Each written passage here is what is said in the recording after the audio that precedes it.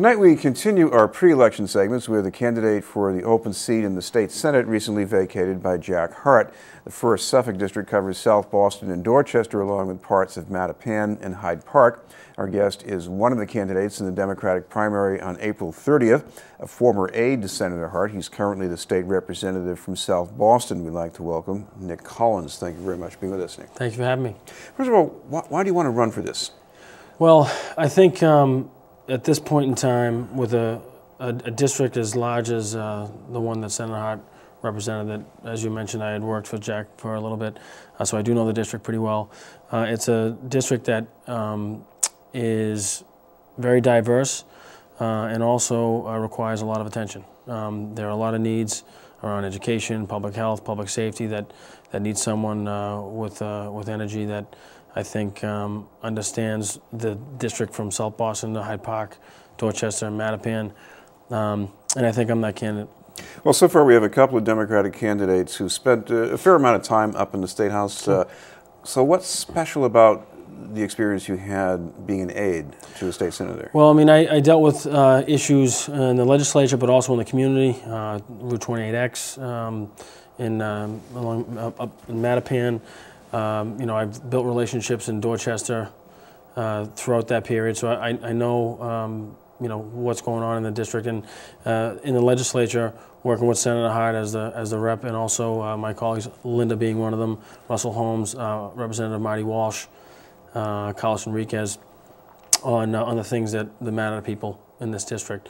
I think what separates me is my record of accomplishment since I've been up at the State House on being an effective advocate in the budget and also in the legislature on things that matter most to folks in this district in the 1st Suffolk. So well, one thing that I have a reputation of is being a bridge builder, and I was asked, you know, give us an example of that. One I like to point to is the prescription drug monitoring bill we passed last session. A bill that passed in the House by voice vote very quickly in February, but was pretty much dead in the House. I brought that back to life working with Representative Walsh and Rep. Liz Malia, who was the chairwoman of that committee. We got 50 members, both Republican and Democrat, to sign on to a letter urging the leadership to pass this bill, which now makes this prescription drug program monitoring mandatory. Doctors across the Commonwealth must put up online what they're prescribing, so stuff isn't getting out to the street, which has been a big problem across Massachusetts, and we know we're facing that in the city. Well, one example of bridges being crossed and joined together in some way, and this has involved you and the Democratic rival here, was around school assignment policy. Yep, that's last fall. We all got together and had some really good discussions about moving the student assignment debate forward, and I think we've done that. I would like to see that to continue forward. I know the process has been slowed down, but I think you know, we have a real opportunity to help transform how we deliver services and education in the city of Boston, but also how people get to schools and build community around that. I think that's at the heart of what we're trying to do, is allowing communities to be built around these schools, and parental involvement being key, but making sure quality is shared across the board. And I think you know, we're both committed to that, and I think we you know, need to see that process continue to move forward. Access to quality, you got two different kinds of problems. In South Boston, you have people who want more access to one of the successful turnaround schools, which I think has citywide enrollment. And on the other hand, you have people in Dorchester who will say that their neighborhood schools aren't that good, and they're afraid they're going to be locked out of quality. Right. Well, I'm actually involved in that school, Up Academy. I'm on the board, and I'm also actually on the board of what we hope to be Up Academy Dorchester, the turnaround of the Marshall School. We've seen great strides being made in our first year.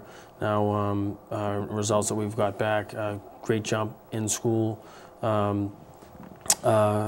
scores for MCAS across English and math.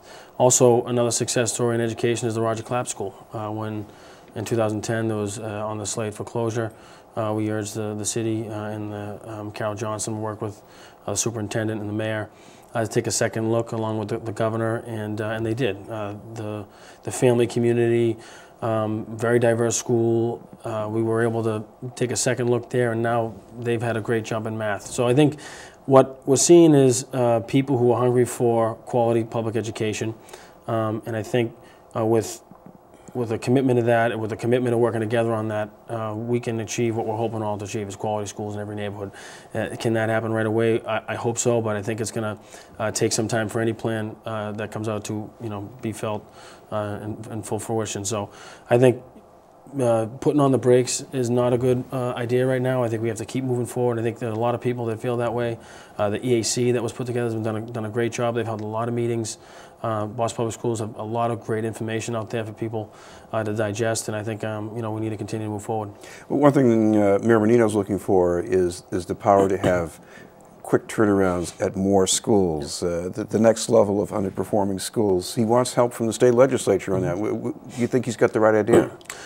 Well, I think the mayor's commitment to turning around schools is the right idea. I think how we get there, we're all going to be debating that, and I think I think the intention of what the mayor is trying to do is important, and one that I think we'll see flushed out in the legislative process. But I think it's going to be important that we have an opportunity to turn these schools around, and that's going to take people at the table working together. I think you'll hear from folks on all sides that at the end game is where we all share common ground. I think getting there is going to be challenging, but it's not undoable. And I think if we have people that are going to continue to step outside their comfort zone and take political risks to do that, and the mayor's done that here, that we can get this done, and I'm committed to doing that, and I hope that my colleagues up at the State House bring that to mind too. This is a district that has a lot of transportation problems with the Red Line, and they're hoping for some new transportation access with the Fairmount Corridor. Governor Patrick wants to do that, but he also wants to raise taxes to make that work. What do you think? Well, anytime you're trying to raise taxes, that becomes a difficult discussion, and I think we are going to be in a full-fledged discussion and debate on that. The governor has some ideas. I know that the leadership of the House has some ideas, and the leadership of the Senate has some ideas, and they're all trying to work that out. At the end of the day, I think people want quality transportation access. I think at what cost is going to be the question. So, I'm going to be cautious about where we go in terms of raising revenue, in the hope that we can come to a resolution where we have better access, where infrastructure is being developed. So we are moving into the new century here with a quality public transportation network that helps shape our economy. Another issue, and I asked the other candidate as well about this, your attitude on abortion rights, especially to the extent that it matters at the state level. Sure. What do you see yourself doing? Well, with respect to that issue, I know it's a controversial one, and my position is that I don't support partial birth at this where I sit now. Partial birth abortion. I think direct public funding is of concern to me. I do know that organizations like Planned Parenthood provide a lot of great services for women's health, access to women's health. They actually provide the education for the sex education at Up Academy that I supported. So I think depending on who you are, it varies. But I think organizations like Planned Parenthood do a good job on a lot of different things. But I think for me, direct public funding is something of concern. And I think at this level, we don't really deal with that much. That's more at the federal level, so I don't think that's going to be an issue in this race. Thank you very much for being with us. All right. Candidate for State Senate in the 1st Suffolk District, the special election on April 30th. That's the primary. Representative Nick Collins. Thank you. And we'll have more news in just a moment.